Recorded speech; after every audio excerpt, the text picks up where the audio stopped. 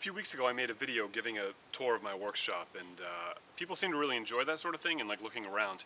Now there's something else I get a lot of questions about, which I thought I'd do a quick tour video of today, and that is my truck.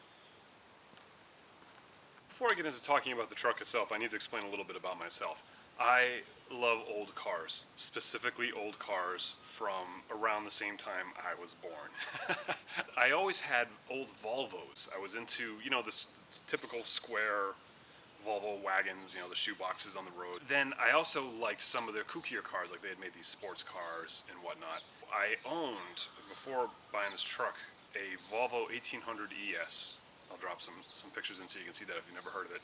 That was my last and one of my most beloved Volvo cars that I'd ever had. But what I loved about that is at the time I was still working as a musician, and that whole bubble back on the back of it was just big enough to fit my double bass in the back with the neck between the two front seats. And I could put my small speaker cabinet in gigs, so I could go out to gigs in this car. I needed a truck. So the only way I could get a truck was to sell my beloved little Volvo sports car. I was gonna sell it and buy like some '02 Dakota or a 1998 F-150. I couldn't do that. I was like, if I'm gonna sell my cool car, I'm gonna drive a cool truck. So I did a bunch of research. This particular model of Chevrolet they made from '67 to '72, and it seemed to be the best fit for a vehicle that was old, that wasn't like stupid old. Like if I was out making like a '57 Chevy, my daily driver, there's no shoulder belts, the brakes are terrible, there's no power. It didn't seem like a good, safe fit for me to actually make it a viable work truck in the 2010s. It was about 2012 at the time when I bought this. So this one I was able to put shoulder seat belts in. It has power steering, it has front disc brakes. I do not like taking my son in it on the highway. I don't mind driving on the highway myself in it, but I feel like I'm not just being reckless driving this vehicle around in modern traffic, around modern cars. So that's why I have this particular truck. Now let's talk about the truck itself. This, according to the VIN number, which is in the glove box as well as inside the door jamb on the cab, is a 1972 Chevy C10 long bed, 6-cylinder, 2-wheel drive truck. Apparently some things have changed over the years. As you can see, in actuality, it is a circa 1972 Chevrolet K10, which means it's got 4-wheel drive, and it's a short bed. It's only a 6.5-foot bed, not the full 8-foot bed. So my guess is that you can see there's two different colors of yellow paint on this truck, the faded one and then the brighter one. The faded one is probably the 72 6-cylinder, and then the rest of it is who knows. So it's a Franken truck. I bought it off a guy in a couple towns over, and he was into drag racing. He had a Camaro that he would set up for drag racing and whatnot. And in his spare time, he'd buy these old trucks and fix them up and flip them and stuff like that. So he just pieced this thing together out of random parts that he had floating around, basically. It's kind of a rat rod type thing, and it's served me very well. I always say that out of all the tools I've invested in my business, best investment I made, which is weird to say about a vehicle because normally vehicles are like the worst investment you make. But the utility it brings me, the advertising it brings me, and just the sheer joy and happiness it brings me driving this truck makes it well worth the investment and the time. Honestly, I was looking for a long bed truck. Apparently these short beds are very desirable and rare among truck collectors. I had built this ladder rack as one of my very first welding jobs, and the welds look terrible, but I made it like about 4 years ago and it's still together. So it works, and it actually helps hold this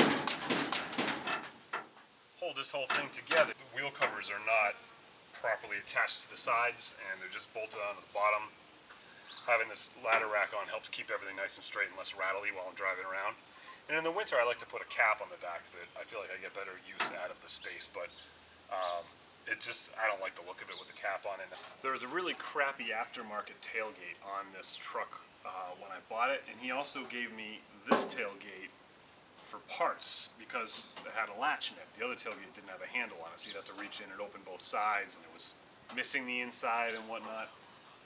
This tailgate didn't have this piece of metal, obviously, and it also didn't have the pipe that runs on both sides that it actually pivots on. So I found a pipe that was the right size at the local steel yard, and I welded that in. And instead of tacking in some sheet metal, I just filled this up with wood. I thought it was kind of a cool look.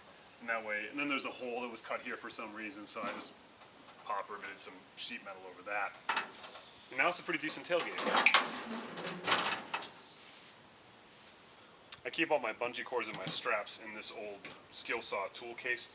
The reason I cut a hole out and put this piece of plexiglass is so it wouldn't look like a skill saw back here, so people wouldn't steal it out of my truck thinking they were getting a free saw.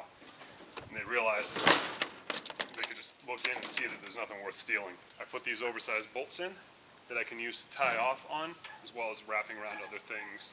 I also have a couple eye hooks in the bed I can help tie off on, because that's always a problem. There's never any good place to throw a strap down. And this helps a little bit, but it's still lacking. You can very clearly see here that this is two different trucks. This faded yellow part being the one truck. The gentleman that I bought the truck off of had done a bunch of body work on it, but he never really finished it. And then there's some parts that are starting to rot now. It's really tough in New England driving these vehicles all year round. They just rot it right out, and I undercoat it every year and I try to keep it clean, but there's only so much you can do.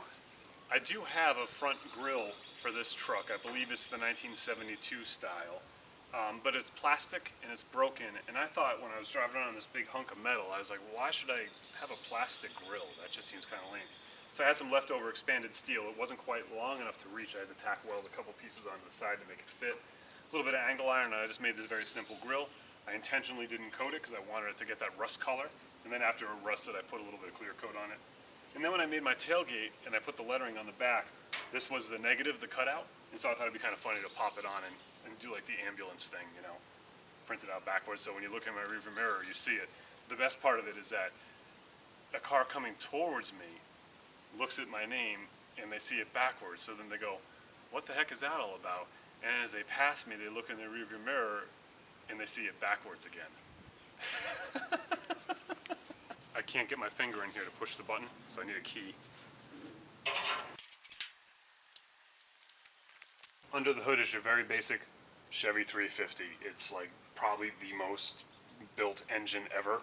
Very easy to get parts for, very inexpensive to get parts for, and relatively easy to maintain. What's interesting too is that I bought it off this hot rod guy, and so it has like aluminum heads on it, valve covers rather, and it has an aluminum oil pan on it, like these like kind of like fancy hot rod parts. But then there's other parts that like it doesn't have any temperature gauge, it's just a bolt shoved in there. I love the interior of this truck, especially after all the old European cars and the Volvos. The simplicity and the stripped down nature of this just really speaks to me. Bench seat, it's a little ripped up, so I have this piece of vinyl just sort of spray glued down on top of the rips. It's all a vinyl interior, which appeases my vegetarian senses. I have, like I said, I put shoulder seat belts in, and I have my son's car seat there. He's a little big for a car seat. It's more like a booster seat now, but he still fits in this car seat, and so I keep him in it while he's in this truck. And like I said, I avoid the highway with him. It's an automatic transmission, and I've always been a manual transmission guy. I have control issues, but I've learned to accept that, and it's actually kind of fun to just sort of bounce around in this thing, and it almost drives itself, you know. My shifter for the BugTech shifter challenge, I actually don't leave that in the truck. I took it out. I just put it back in for this little tour because it's funny as heck. But that's just a transfer case shifter. It's the old school where you have to get out and lock the hubs manually and put it in the four-wheel drive, you know. Instead of building some kind of console, when I got the truck, I just Velcroed those onto the rug, like, you know, 4 or 5 years ago now, I guess. And I've just left them there ever since. I've had ideas of building some kind of console to hold stuff, and I just haven't bothered. It's kind of fun just having those. I didn't have any door panels in the truck when I bought it, so I made them out of wood, just some cheap plywood, and I made a little pocket just to put a couple things in, because storage is at a minimum in here. In the glove box, I get lots of water probably coming around the windshield. I'm afraid to replace the windshield because of the rust around it. It's just going to be a rat's nest. The day I do that is the day we do a restore on the truck. I actually have a spare hood for this truck as well, for when that day does come. It came with it. It's in the brighter yellow. But so we just leave that alone. The glove box gets a little wet, so I have everything in a plastic box, and I have all my paperwork that's in there in a plastic bag. On my dashboard, I have a couple magnets because it's all steel. So I like to keep my screwdriver for popping the hood. I have a tape measure, a pocket knife. I keep a pencil in the ashtray. I've been thinking about doing something more with that, of having more tools in the truck and building like a toolbox cup holder thing. Maybe someday I will. It's just not a priority right now. The instrument console, none of it works. The speedometer works, basically, and the odometer work, basically. It's about 5 to 10 miles off on the speedometer, depending on how fast you're going. And the odometer, I really don't know. So what I do is, every time the odometer reads 100 miles, I'm guessing it's anywhere between 80 and 120 miles, I fill up the tank. That's all there is to it. No gas gauge, no temperature gauge. Now, as a guy that's always had old cars, I was a little concerned when I bought this truck. I was like, well, that's going to be a priority. I got to get all these gauges working so I can monitor the engine, because when you drive old cars, you know, they like to overheat and you have problems, and it's really good to see what's happening with it. So that was like my first thing I was going to do. I actually have a spare instrument cluster for it. I was going to take it all apart. I was going to get it all working. A couple weeks went by, and I realized that I don't need any of that stuff. When I had my old Volvos and I was stuck in traffic and I was watching the temperature gauge creep up, I get nervous. I go, oh my God, I'm going to overheat. Where could I pull over if I needed to? All that panic and that anxiety. And this truck, when I sit in traffic, I have no idea if it's about to overheat. And if it does, it can take it. So instead of worrying about it, I just drive it. It's awesome. It's so liberating to not have any working gauges in your car. I have a speedometer, so I know if I'm going relatively the right speed that the road is for. But here's the other thing. Speed limits are designed for this vehicle. If you're ever driving on a road, you drive the speed that you think this vehicle can handle it, and you look at the speedometer and it's probably going to match the sign. That's why those speed limits exist, not for like your brand new Audi, you know? I love it. I love not having any working gauges in my truck. They don't even light up. The blinkers light up, so I know if my blinker's on, but when I put the lights on, there's no lights on the gauge, anything. It's just dark. It's the best. The gas tank in this truck is actually behind the seat. It was the last year they ever did anything as dumb as that. So there's not a lot of storage back there, but I do have like a rag, and I keep a quart of oil back there. I always keep some shopping bags in my truck so I don't have to take plastic bags when I go places. They're just tucked behind Vance's seat here. Vance is pretty much the only person that ever wants to be in this truck with me, which is why his seat just gets permanent spot of honor. It's very rare that any of the other family members want to go riding around in this truck. There's no radio. There's an AM faceplate in here, but it's not actually connected to anything. It's hollow back there. The heat in the defroster work great, and this does stay pretty cool in the summer. It's open and wide enough. There's little foot vents down here. Oh yeah, my high-low beams is the switch on the floor. Steering wheel's off a Corvette. Long before I had a CNC machine, my man Mark Eaton made these for me on his shop lot. They're a piece of reclaimed teak I sent him, and this is some plastic signage, and he cut these out. Thanks so much, Mark. I've had these on my truck for like 3 years now, and they're just starting to fall apart now.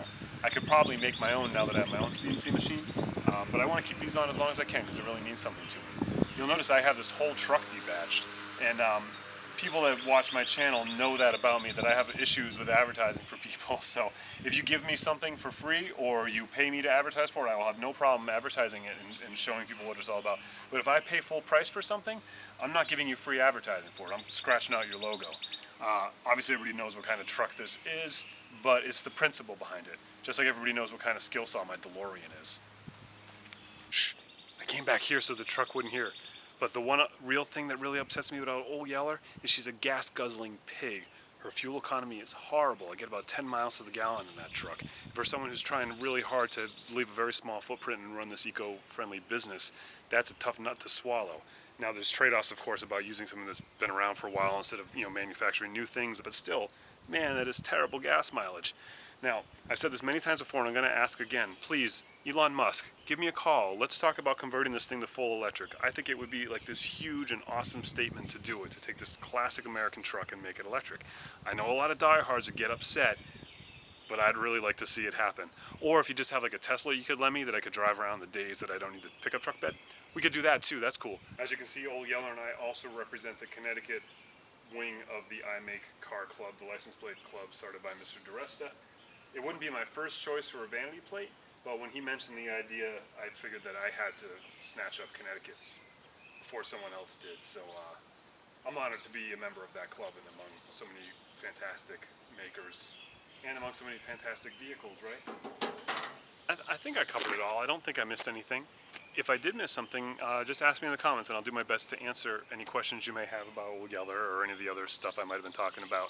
Again, if you like this sort of video, let me know in the comments below. This is a little different for me. I usually avoid doing like talkies and show and tell type things. I like to do build videos, but if you have any interest in me doing more like shop updates and vlog type stuff, let me know.